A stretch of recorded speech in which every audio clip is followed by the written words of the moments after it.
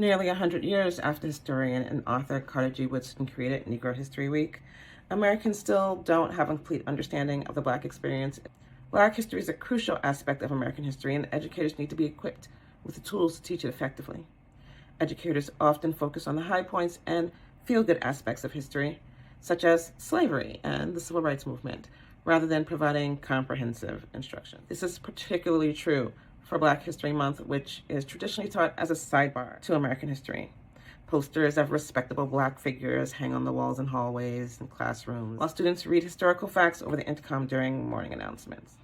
This approach presents a novelty, as the important milestones and moments that shaped the U.S. are divided into 28 bite-sized pieces in February. However, if Black history were taught year-round alongside other histories as part of a regular curriculum, it wouldn't be necessary to observe it in one designated month. The Mayflower of Liberia sailed from New York City to Africa to seek freedom and opportunities. They were part of the American Colonization Society, founded in 1816 to address the growing issue of free African Americans facing racial discrimination and limited opportunities in the United States. The society believed in the concept of resettling free African Americans in Africa, considering it a solution to both racial tensions in the U.S. and the so-called problem of integrating free Black individuals into American society. The destination for these settlers was the west coast of Africa, and they eventually established the colony of Monrovia, named after James Monroe, the 5th President of the United States, which would eventually become Liberia. Over time, Liberia faced its own complex history, including interactions with indigenous populations, economic challenges, and the impact of European colonialism. On February 11th, 1990, the world witnessed a momentous occasion as Nelson Mandela was released from a South African prison after enduring 27 years of political imprisonment. Mandela's release symbolized the end of apartheid and the dawn of a new era for South Africa. African Americans were deeply invested in this event, standing in solidarity with Mandela's struggle against racial oppression. His liberation resonated as a beacon of hope and resilience against injustice, inspiring global movements for civil rights. Mandela's legacy became a symbol of triumph over adversity, forging connection with African Americans in their ongoing fight for equality and justice. Nelson Mandela deserves a second video. So, earlier we discussed Nelson Mandela's release from a supposed life sentence imprisonment. Mandela had been involved in a lifelong commitment to civil rights activism in South Africa. While his work towards abolition of racial segregation landed him in jail in 1964, those same actions caused him to be awarded the Nobel Peace Prize in 1990. Before he became the first Black president of South Africa, Mandela was involved heavily in an underground movement against tyranny in an organization called Umkhonto weSizwe, meaning Spear of the Nation. In January of 1989, de Klerk was elected leader of the National Party. De Klerk met with Mandela during this time and elected to release him. Shortly after, Mandela was appointed president of the ANC and led negotiations with de Klerk to end racial segregation, awarding them both the Nobel Peace Prize. On February 14, 1817, Frederick Douglass, a towering figure in the abolitionist movement, was born. His indomitable spirit and eloquence would make him the great emancipator. As an escaped slave, illegally taught to read, he became a powerful orator and influential writer, using education to challenge and dismantle the institution of slavery. 50 years after Douglass' birth, on February 14, 1867, Morehouse College was organized in Augusta, Georgia, before later relocating to Atlanta.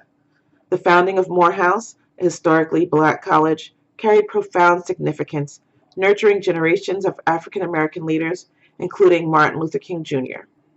Douglass's legacy resonates with Morehouse's commitment to empowering minds, embodying a continuous narrative of resilience, education, and the pursuit of freedom within the African American experience. The first African American to serve in the United States Congress was Hiram Rhodes Revels. He was appointed to the U.S. Senate to represent Mississippi during the Reconstruction Era, serving from February 25, 1870 to March 3, 1871. He was completing the remainder of a vacated term. He faced significant opposition and challenges from racist elements who refused to recognize his authority as a senator due to his race. Numerous attempts to prevent Revels from assuming his Senate seat, with opponents citing various excuses and legal arguments to nullify his election. During his brief tenure in the U.S. Senate, he advocated for civil rights, equality, and education for African Americans. After serving his term as a U.S. Senator, Revels returned to his previous service in ministry, continuing to serve as a pastor. He was also appointed as the first president of the Alcorn Agricultural and Mechanical College in Mississippi. There is no constant number nor reliable source as to how many free black people owned how many slaves. The reports range anywhere from 5 to nearly 2,000, with a lot of it tied up in myths. Anthony Johnson, a black man, was one of the earliest documented slave owners in colonial America. He himself had been an indentured servant in the Virginia colony before gaining his freedom and acquiring land. He eventually became a successful tobacco farmer and landowner, and records show that he owned slaves, including a man named John Kaser, whom he had indentured for life in 1655, marking one of the first legal recognitions of lifetime slavery in the English colonies. According to the Library of Congress, the slaves that most free blacks purchased were relatives whom they later freed. Most bought slaves for legal reasons. For example, many states had passed laws requiring freed slaves to leave the state. So, some of these free blacks submitted themselves to ownership for unofficial freedom in order to stay put. The cotton gin, invented by Eli Whitney in 1794, revolutionized the cotton industry by separating cotton fibers from their seeds. Previously, the process was time-consuming and labor-intensive, limiting the scale of cotton production and hindering industry expansion. The gin's efficiency made cotton production more profitable and scalable. The design was influenced by Catherine Greene, the widow of Revolutionary War General Nathaniel Greene, who provided financial support and access to Whitney's plantation. Despite its revolutionary impact, the gin faced challenges in commercial success due to widespread production of homemade versions. Whitney's patent did not prevent others from replicating his design, and he faced difficulties in enforcing the patent of his design due to proving infringement and lack of effective legal mechanisms. Despite these challenges, the cotton gin's profound impact on cotton production and the southern United States economy solidified its place as a significant invention in American history. Dr. Maya Angelou's story is proof that you can rise above your circumstances and inspire a nation. In her autobiography, I Know Why the Caged Bird Sings, Angelou shares her experiences growing up as a black girl in the segregated South. She writes about the struggles she faced with racism, poverty, and childhood trauma, but also about the strength and resilience that carried her through. This autobiography is not just a recounting of events, but a profound exploration of identity, self-discovery, and the power of resilience. Angelou's words are a testament to the human spirit's ability to overcome adversity and find beauty in the midst of struggle. Her story is a reminder that even in the darkest of times, there's always hope and the possibility of transformation. From childhood desperation that caused her to stop speaking for 6 years, to Bill Clinton's 1993 presidential inauguration, during which she read her poem On the Pulse of Morning, Dr. Maya Angelou's journey serves as a beacon of hope and inspiration. Remember Dr. Maya's words: you may encounter many defeats, but you must not be defeated. The Colfax Massacre occurred on April 13, 1873 in Colfax, Louisiana, when white Democrats, unhappy with the outcome of the 1872 election, decided to overthrow the local government, which was predominantly made up of African Americans and Republicans. The Colfax riot, a terrible slaughter. United States Attorney Beckwith of New Orleans has transmitted an official report of the late riot at Colfax, Louisiana. Recruits from other parishes, to the number of 300, came to the assistance of the assailants when they demanded the surrender of the colored posse. The courthouse was fired, and the Negroes were slaughtered as they left the burning building. 5 Negroes, terribly mutilated, were found dead near the ruins of the courthouse.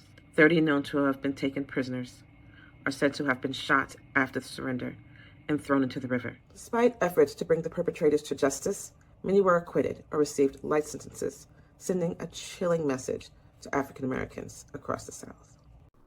On February 28, 1859, the Arkansas legislature passed a law that mandated free blacks within the state to either leave the state voluntarily or face re-enslavement. The law targeted blacks and mulattoes who had either been born free or had obtained their freedom through manumission. The legislature aimed to uphold the racial hierarchy that underpinned Southern society at the time. The requirement for free blacks to leave the state or risk re-enslavement was a gross violation of their basic human rights and freedoms. About 200 of the 800 expelled free blacks were believed to have arrived in Ohio, many leaving behind family, friends, and property. Illinois, Indiana, Oregon, and Minnesota refused to admit them as refugees. Thankfully, Ohio welcomed them. Black Wall Street, one of the most prosperous black communities in the United States in Tulsa, Oklahoma, during the early 20th century, was characterized by its bustling businesses, thriving entrepreneurship, and vibrant cultural life. On May 31, 1921, the district was attacked by a white mob, resulting in one of the deadliest episodes of racial violence in American history. They looted, burned, and destroyed homes and businesses, leaving an estimated 300 black residents dead and thousands homeless. The Tulsa Race Massacre left a legacy of trauma and fear within the black community in Tulsa and beyond. Survivors and their descendants suffered from PTSD and other mental health issues in the decades followed. This and similar riots instilled a deep-seated fear of racial violence and injustice in Black America. As a descendant of the generation that survived this, I can attest to older family members discouraging outward greatness, as they felt it would make us a target. Black History Month you find ridiculous. why? Many people use this video to demonstrate why we shouldn't have a Black history. What Morgan Freeman was saying, and I can quote in this video, he said, "Would you want your history relegated to 1 month?" No, no one did. Well, God himself, aka Morgan Freeman, said, "No Black History Month, so let's eliminate it." Morgan Freeman also said that he doesn't like Christmas at all. Why? Because he doesn't like anything that's performative. He doesn't want to study Black history only in 1 month. He doesn't want to give gifts because someone told him to. So instead of advocating to remove Black History Month from the world, maybe we should be advocating to teach Black history year-round with all the other world history.